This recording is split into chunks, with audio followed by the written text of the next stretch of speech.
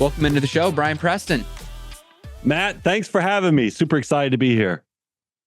You know, I know that we share a similar passion and mission, which is helping more people unlock financial freedom.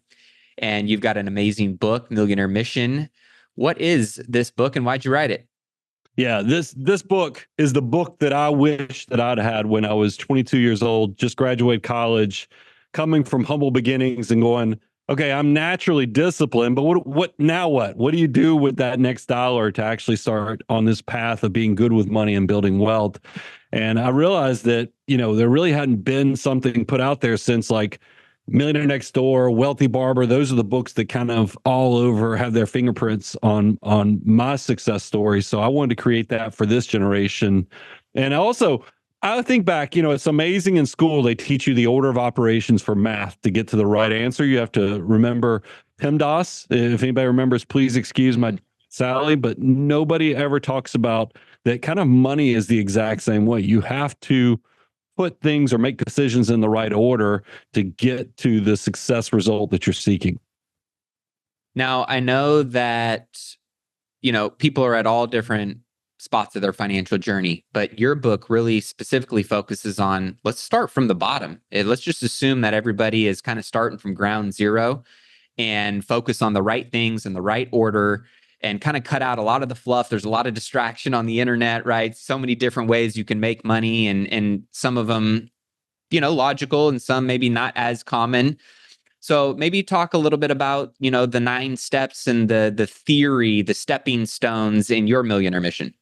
Yeah, I'll definitely go through. And then I also want to make sure people who even already at the 7-figure plus, I think you're going to be really fascinated with the last 2 chapters of this book, because I go into the mindset of what I do with my own money, but I also talk about how you kind of maximize once you've reached to kind of that level of success, so you can fine tune the why or even maximize the opportunities. But when I was thinking about the 9 steps, and I know there's other step systems out there where people try to walk you through, but they weren't nuanced enough. So like I was like, this is not actually the way I walked my walk, and I wanted to make sure it was a hypocrite-free system. So here's the way I laid it out. Step 1, highest deductible covered. If you think about it, this is so that you don't make desperate decisions where you have to either go do payday loans, credit card debts, because if you go write down every one of your insurance deductibles, you think about your renter policy, homeowner policy, your auto policies, medical insurance, whatever the highest deductible is, make sure you have that covered, because that's going to cover the catastrophic stuff. And once you have that covered, now you can move to step 2, which is get that free money from your employer. There are very few things where somebody's going to guarantee you a 50% to 100% rate of return just by you putting money in. And the reason those plans are so generous is because the government has structured it where they give benefits to the employers for doing this. So I know credit card companies are charging you 20+%, which is predatory, but if you can get 50 to 100% guaranteed, especially on only 3 to 6% of your salary, get in there and get that, even if you have credit card debt. Step 3, pay off the high interest debt. I mean, look, nobody is on the same branch of the tree. If you're paying 20% plus to credit cards, you'll never build wealth, because even in a good year, you're hoping you annualize like 10% from the financial markets. So we got to pay off the stuff that's making twice off of you, because compounding interest is your friend, but it can also be your foe if you're doing it wrong. Step 4, emergency reserves. Yes, cash is so important in my system. It has a step 1 and a step 4, and that's your traditional 3 to 6 months. I want you to get in there and get that, because that's going to protect you not just from the desperate decisions, but also if you got unloaded at work. Because I always share with people, when it rains, it pours, meaning that you might lose your job, your house goes down in value, your stock market portfolio is getting beaten up. So you need to have real legitimate cash reserves in a savings account somewhere to kind of build the bridge during those desperate times. And then step 5, this is get that tax-free money. And when I talk about tax-free money, I'm talking about health savings accounts, which are triple tax advantage. I'm talking about Roth IRAs, because these things are so good that the government has restricted how much you can put in and how much money you can make to even, be a part of this. Step 6, max out those retirement accounts. Yes, you see that there's a lot of emergency protection as well as tax favored in the first 6 steps of this. And that leads to step 7, which is hyperaccumulation. And that's where once you're saving and investing beyond 25% of your income, you got to start thinking about the 3 buckets. You have your after tax, like your taxable brokerage accounts, your tax deferred, which is your employer match. And then you, of course, have your Roth tax-free accounts. How do you use those? It depends upon how you're retiring. Are you retiring early? What does your account look like? Because we want to make sure at this level at step 7, you can pay cash for your cars and not just be retirement rich, but life poor. Step 8, abundance goals or prepaid future expenses. This is the fun stuff. This is where you're funding the kids' college. Maybe you want to get into rental real estate or commercial real estate, or you want to start buying that nicer car and expand lifestyle. It's a step 8 goal to do those things. And then the last step of the financial order of operations is, of course, step 9 of paying off the low interest debt. That's where, because we always talk about you have to make your wealth first, and then you have to maintain your wealth, and then you can multiply your wealth by being generous and planning for your legacy. But a lot of people, when they prepay, they try to get completely debt-free of all debt.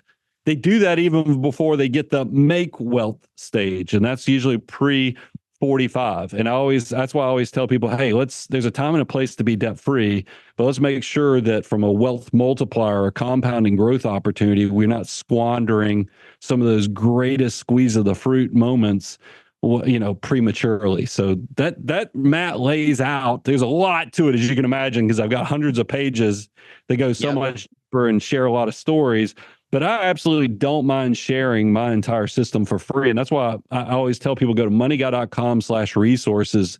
You can download a PDF of these 9 steps, right there. And we talk about this on our show all the time.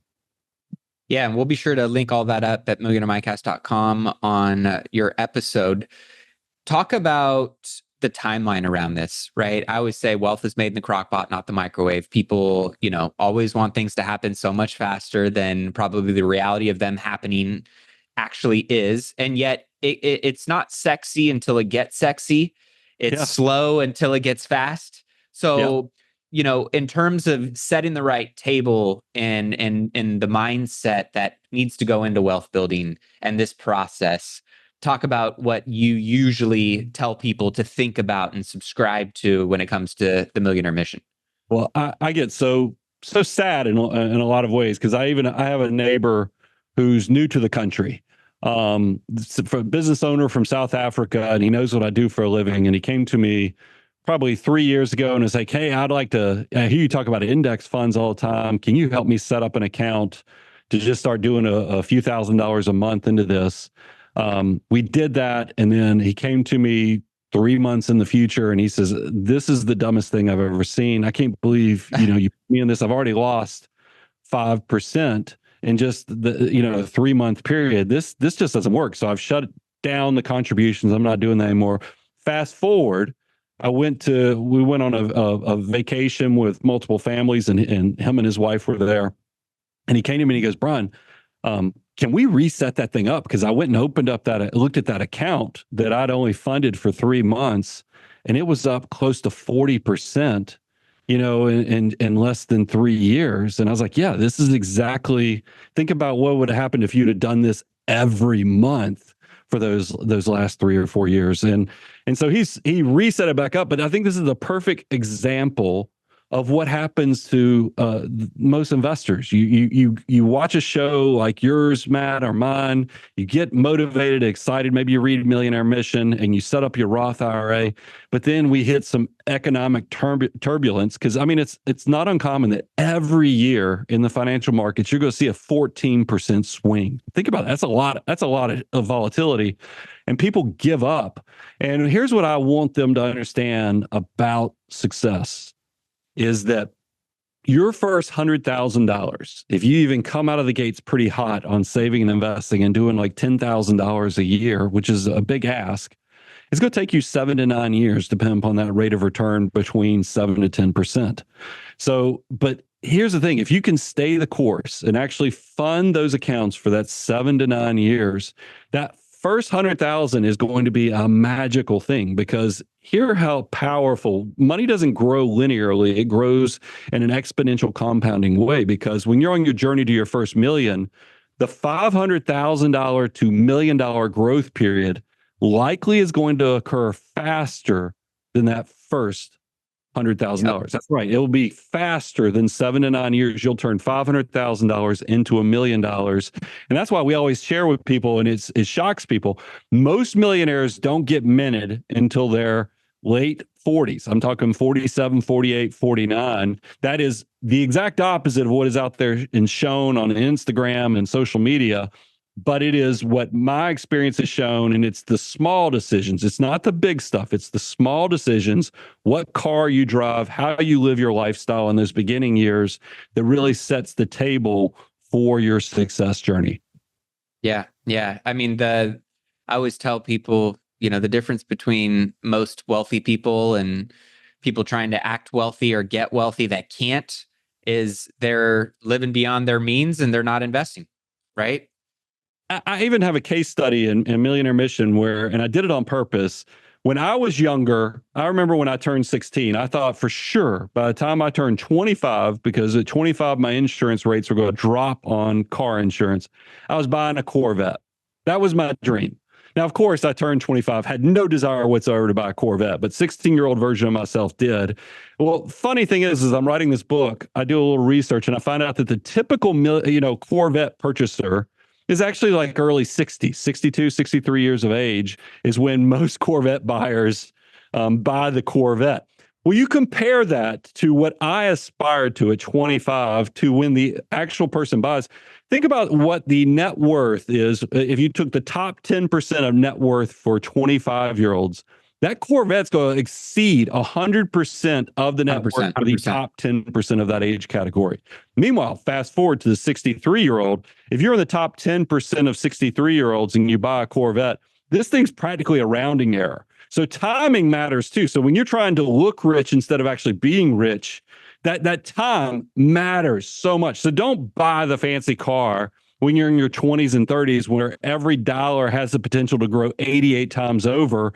Wait until you actually can afford it, and then I think you'll ride differently, and you'll feel different because you haven't squandered your future success and wealth.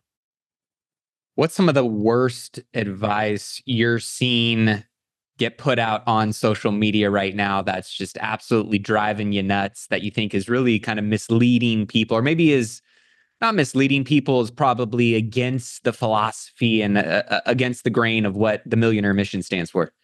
Well, I mean, there's a huge societal trend that's going on right now that scares the heck out of me, is the amount of young men that are falling into this sports gambling. I mean, you can't watch a professional sporting event without seeing just tons of online or sports betting ads everywhere, trying to prime the pump with free bets for you to get in on this. And we're seeing, when we just did a show on this recently, so I don't have the stats right in front of me, but I'm talking exponential. Every year, this is growing upon itself at such a speed. It is having a direct correlation and impact on the behaviors of young people. I'm talking Gen Z, and they're saving for the future. And I always encourage young people, please understand the difference between speculating and investing. And gambling, without a doubt, is speculating. And that's why I know a lot of people, hey, the stock market is also speculating. No, because if you keep your money in the investment marketplace and just buy index funds that represent the economy, go look at what it does if you just hold it for 5 years, 10 years. You don't see losses when you hold this thing with a long enough holding period. Whereas sports betting is just basically a roll of the dice on what that team does that Sunday or Saturday. And that scares me. That's a trend that I didn't deal with when I was starting my journey, but I see so many young people having to face that struggle right now.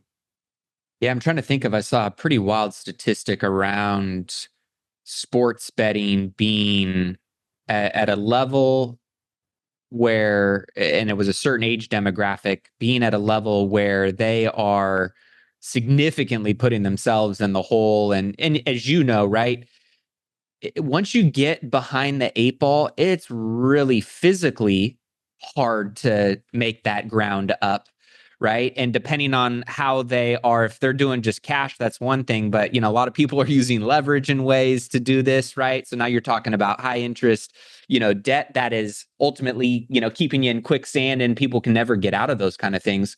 So when you think about some of the money habits that you believe are foundational principles for people to start really thinking about putting on their financial tool belt, what are some of the disciplines, the habits that come to mind that you've seen pay dividend for people when it comes to their wealth building journey?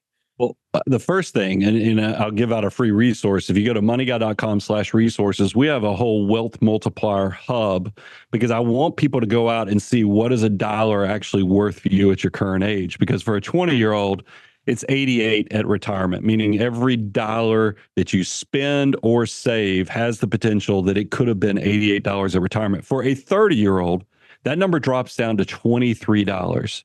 For a 40-year-old, that multiplier number drops down to 7. And when you get to be my age at 50, it's only $3. So if you just know that knowledge, you can see why everything you do between 20 and 40 years of age is so much more powerful than when you're 50 and beyond. And I think people would just think about money and the way they spend, the way they save, if they knew the opportunity that their money can work harder than they can with their back, their brain, and their hands. So that's the first thing. And then I always remind people about the 3 ingredients to wealth building, which is discipline is step 1. It's the first ingredient, is that you have to live on less than you make. I'm always shocked when people come out of school or whatever trade that they're doing and they get their first real job. If you don't have any margin, that's the discipline of living on less than you make, you'll never get ahead. And because you're squandering that time, you're squandering that next ingredient, which is the money or the margin on living on less than you make, so that you can give it time to invest. And that's the third ingredient. And actually the most powerful ingredient is that component of time, which all goes back to that wealth multiplier. I think if you just understood those 3 simple concepts, it'll let you think about your life a little bit differently, so that you at least become disciplined, thinking about how you create margin in your decision making. So then you can let the money start working for you. And that's why, then the FOO kicks in, because the financial order of operations will actually tell you what that next dollar should go towards, so that you can look back in 20 years from now and go, man, I don't have any regrets about my 20s. I don't have any regrets about my 30s, but man, oh man, my future self and my current self is crying sloppy tears, happy tears, because we did make those small sacrifices that are creating tremendous wealth and really the life you never imagined. My early mentor, and thankfully I'm glad that this got drilled into me so early. It was just the ABCs, A is income minus B equal, expenses equals C, what's left over to invest, right? And for me, I'd tried to live, I didn't buy my first car until after I sold my hotel portfolio, new car. We still live in the same house, with my wife and my 3 daughters. And 14 years into investing in commercial real estate, it's really started to get sexy. But there were so many years, man, that, I had friends and people that I knew I was making probably the same amount of money, if not more, and they were living and doing all these things, right? And so there's like this social and cultural pressure that people get sucked into. And it's the people that necessarily aren't always the smartest, the fastest, or the strongest. It's just the people who are the most disciplined, working with the resources that they do have, that ultimately end up being the ones, through a game of execution on a plan that they know is going to get them there, doing that so diligently, are the ones who end up winning, right? Yeah. And it's also this whole thing of consumption. I always think of I think if you ask a 20 or 30-year-old what are the fruits of what you see a successful person have, they'll name off the square footage of a house. They'll name a luxury vehicle brand. And I got to tell you, coming on the other side of it, because you just nailed it, Matt, I think about like commercial real estate. When I hear somebody, because we do commercial as well, that is one of the biggest, like if you're talking to people who actually are in the room of success, they're talking about commercial real estate. They're not talking about G-Wagons. Now, it doesn't mean they won't have a G-Wagon, because I always tell you, the people who I see like in my community who are buying that, some of them are fakers, but then some of them just, you can't take it with you. So they just get so wealthy that this thing doesn't even equate to a rounding error on their net worth, that they do that type of stuff. But the biggest flex there, and why you need to have the mindset of building, is that your idea of what consumption or the trophies of success will change as you actually walk that journey. And that's why it always cracks me up. There's all kind of things on social media where it shows, it seems like the closer people get to $1 billion, the poorer they look, because they no longer care about, they don't, it's just different. I mean, because your trophies of life and the why is not connected to now the machinery of what consumption 100%. rewards you with. And that's the thing that I want young people to, don't get caught up in that stuff, because nobody cares what car you're driving. Nobody cares about the square footage of your house. It's more about how productive are you with all the resources, and are you a builder versus a consumer? Yeah, 100%. Great thing to spotlight there. Speaking of investments and shifting over on that side, want to get your take on, what you like to invest in and what you see other people investing in right now. Maybe we can talk a little bit about the investment climate right now. We got a lot of volatility. We got a Fed rate cut. We've got obviously a lot of other things going on in the world, the economy, the election. I'm curious on, we've continued to hear more and more people feel like the American dream is slipping away, right? The cost of housing, inflation, all the issues that are going on right now for people. And, financially, I think a lot of, the wealthy have gotten wealthier during these times. They understand how to navigate good and bad economies. And then obviously there's a lot of people that have been pinched and squeezed and have found themselves taking a few steps backwards, feeling like certain things are now starting to become out of reach. We'll just start with homeownership. Yeah. What are your thoughts on homeownership? You hear the people like Dave Ramsey say it's a great investment and it's something that everybody should have in their portfolio and strive towards. You got people like Grant Cardone saying it's a bad investment, that, a house is not an asset, it's a liability. Well, I was going to say, he might be trying to, move some people over to a passive income fund that he so happens to own and operate. But that being said, what are your thoughts on housing being unaffordable, out of reach? Are we going to see that fall back in line? And is it a good investment for people looking at, putting some of their free capital as it starts to, come available to them into something like homeownership? Yeah, I without a doubt. Look, I will hear me out on this, is that I think every generation has struggles. I think about when I can't graduate college, unemployment was high. We had just come through the savings and loan crisis. Interest rates were high. But I do think housing, because we just came through this inflationary period, is harder than it's been definitely in my lifetime.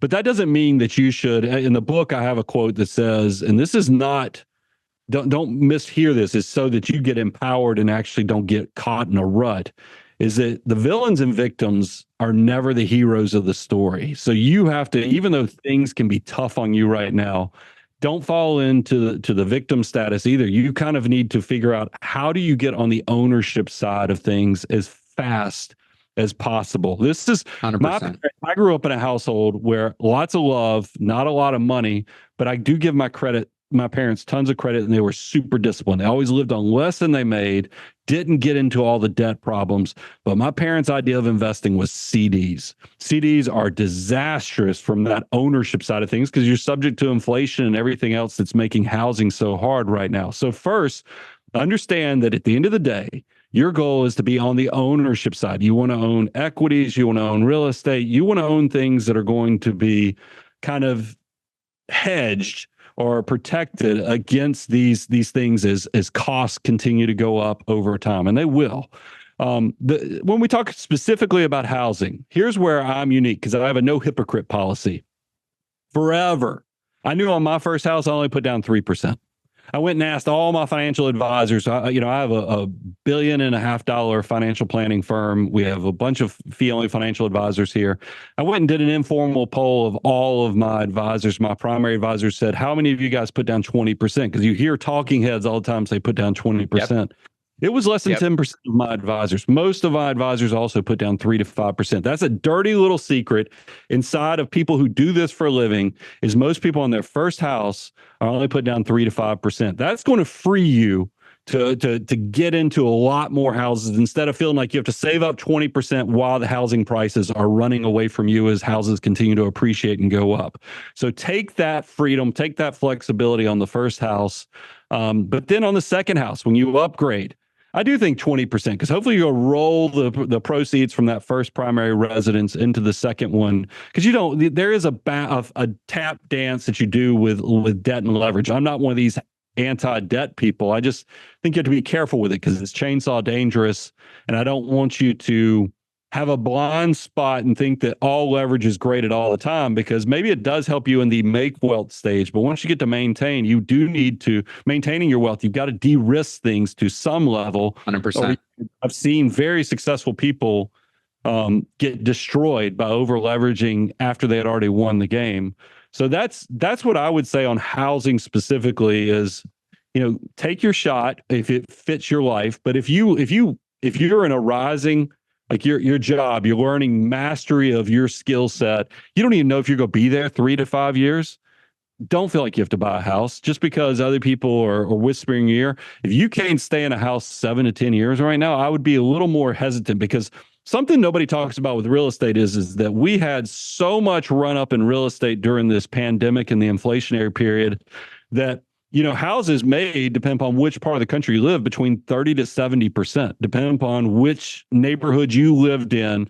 That you can't tell me when you have reversion to the mean. That doesn't mean that maybe real estate flattens out. It doesn't mean it won't go up, but I just don't think if you buy real estate right now, don't assume you're going to make 20% over the next 3 years. It's because they're probably going to be, it's no different than the stock market. You make 25% in the stock market. Don't expect next year you're also going to make that. It's probably going to be maybe it's a 4% year, because it has to a reversion back to the mean is that those returns might be compressed in. So don't force a decision. Measure twice, cut once. And I think, but try to get on the ownership side so that you can fight inflation. And I feel that's the part, is coming from no money to building now a fortune bigger than I ever could have thought. Is that simple understanding is I wanted to start owning stuff so that I could fight against all the powers that are out there working against wealth creation. You'll be okay. Yeah, I love that you brought up being on the ownership side, right? Because if you can have tangible assets on the ownership side, talking about many of the benefits that, even though can work against the economy, can work in collaboration with some of your assets, something very important to keep in mind. Now, talking about people going, maybe I don't want to buy a house, but I do have some cash that I do want to invest in. What are some of my other options, Brian, that I should be taking into account? Yeah, I mean, I love index funds. I think, when you read my last chapter of the book where I talk about what I actually do with my own money, people are shocked. I was at a business event last week, and a very successful business owner and I were headed out on something. And he says, "So where are you putting your money?" And I said, "Well, of course." He goes, "How much commercial?" And I told him what I was doing. He goes, "But what monthly? When you have money come in, where's it going?" And I was like, I have a dollar cost average. Always be buying. I buy into the S&P 500 every month." And he's like, "Really? You're not doing a bunch of private deals and stuff like that?" And I was like, "No, I'm pretty." Just like I tell my clients, I love just buying the economy. I really do believe in this concept of accelerating returns, is that don't try to pick the winners in the economy, just buy the economy. And humans have this unique ability that they want to grow, they want to innovate, and they want to expand. So and that's why when you do the research and you see that 90+% of active fund pickers or stock pickers underperform just buying the S&P 500. So I love that it doesn't have the tax cost. It doesn't have the internal expenses. So I'm an index investor. Got it. Now, speaking of the economy, we've only really seen 2 rate cut cycles begin with a 50 basis point cut: 2001 dot-com bubble, 2007 financial crisis. Now we've got this. What are your thoughts around what this 50 basis point rate cut means? Is it the Fed trying to play catch up because they think they should have cut a little bit earlier? Is there some political ties to this? Is the economy worse off than they've been letting on? What are your thoughts and outlook around the economy as we move forward? I think probably every one of those things has some semblance of truth to it. I mean, I think that's it's like most things in life, it's complicated. So I would always encourage, first of all, have That's why I like the financial order of operations. Know what's going on in tend to your garden first, so that no matter if we have a recession coming up or a lot of volatility, your plan was good before, during, and even after. Now, I will read some tea leaves. The equity market specifically, and realize housing is not directly tied to the Fed funds rate, but it is heavily influenced by where interest rates are going. And if the feeling is that interest rates are coming down, and I just got a notification today. I didn't even click on it on my watch, but I got the notification that mortgage rates are at a 2-year low right now. And you can't tell me that's not influenced by the Fed dropping rates to a degree, is because we feel that there's more on the way. They've even, indicated there might even be 2 more this year. So the stock market will love it because it's kind of an artificial steroid to pump. It makes deals easier to do. You think about, if you know anything about private equity, venture capital, and all these things, these guys are all using leverage. The lower the rate, the deals are going to get, kind of greased up to go.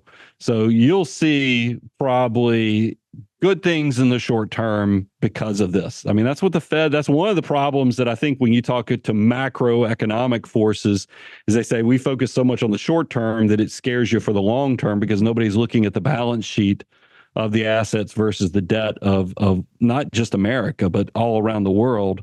But I think if you're just wanting a tea leaf reading for the coming 12 months, probably not the worst thing in the world for if you own stuff, is because it might. I just hope it doesn't create more inflationary pressure, because that's it's hard. I mean, and thinking about the generations, the younger people, I'm not worried about me and my family. I'm really worried about my young coworkers who are trying to get that first house, who are trying to get the student loans paid off. And I want to make sure we just don't overheat and create more frustration from some of these decisions. Yeah, I mean, I think that's kind of the big TBD, right? That many people are jury's still out on, and Fed saying they are, or at least as of right now, acting like they pulled off a soft landing. But with, as you said, potentially another 100 basis points behind this first cut that they're going to roll out in different FOMC meetings over the next couple quarters.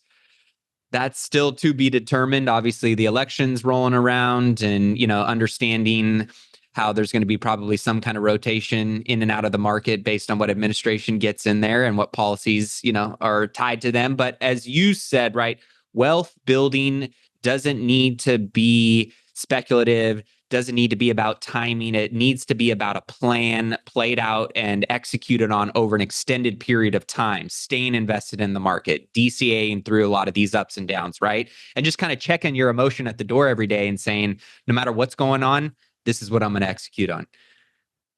Well, I was going to give you a stat, because I had the team pull this. We were content team. We had to do a piece this morning for DC. And they were trying to get me to go political. And if anybody watches my content, you'll know we don't do politics. We don't do religion, because I feel like a lot of that stuff is just out there if you want it. But a lot of people are just wanting, hey, give me the good news of how I make my money grow. But I did think it was interesting. I pulled President Trump's inauguration day all the way up until February 19th of 2020, and that's because that's really President Trump pre-pandemic, and the S&P 500 made a little over 48%. So then if you take President Biden and his inauguration day of January 20th, 2021, and I took this as of 2 days ago because I was preparing this data last night, it works out to be 48% is what the S&P 500 is returning. I think there's nothing more. Now, look, yes, I took out from February 20th of 2020 to January 19th of 2021, because that was really the craziest part, the shock and awe moment of the pandemic. And it's hard to put that on anybody, because I think we all kind of look back at that and it feels a little like, what in the world? It's kind of crazy. But I do think there's a lesson to be learned is don't think in terms of red, don't think in terms of blue. Realize that money is the beautiful color green, and don't let your blind spots or your emotions guide your plan. Because if you made your decisions off of what you're seeing, whether it's CNN, MSNBC, or even Fox News, I think you're going to be a more emotional, whereas money it's not emotional. So you just need to check yourself on those things. Data-driven decisions, disciplined decisions, as you said. I know a lot of people are going to want to check out your podcast. They're going to want to check out the resources that you mentioned. And of course, we'll link all that up in the show notes. If they want to know more about your content, the podcast, a lot of the stuff that you're putting out, which is phenomenal, where can they find more? Yeah, look, the hub for everything is moneyguy.com. If you go check that out, if you want free stuff, I'll load you up at moneyguy.com/resources. And then what kind of is facilitating all these interviews is I wrote Millionaire Mission, was shocked, literally shocked. So was my publisher that this thing became a New York Times bestseller, because that's not the easiest thing. You can get bestseller with USA Today and other things because of numbers, but to get New York Times to give you an editorial nod plus your numbers blew my mind. So I'd encourage people, go check it out. And if you're curious, go to Amazon, just read the reviews, and then that will tell you, hey, should I buy this thing or not buy it? But it's one of my favorite hobbies because it shows me my intent. Because you have a lot of insecurities when you do write a book. You're like, maybe people won't like my stories. Maybe they'll think that this stinks. And I've been pleasantly surprised that I think we hit the mark, and that makes me so happy. Brian Preston, thanks for coming on the show. Thanks, Matt. This has been a blast.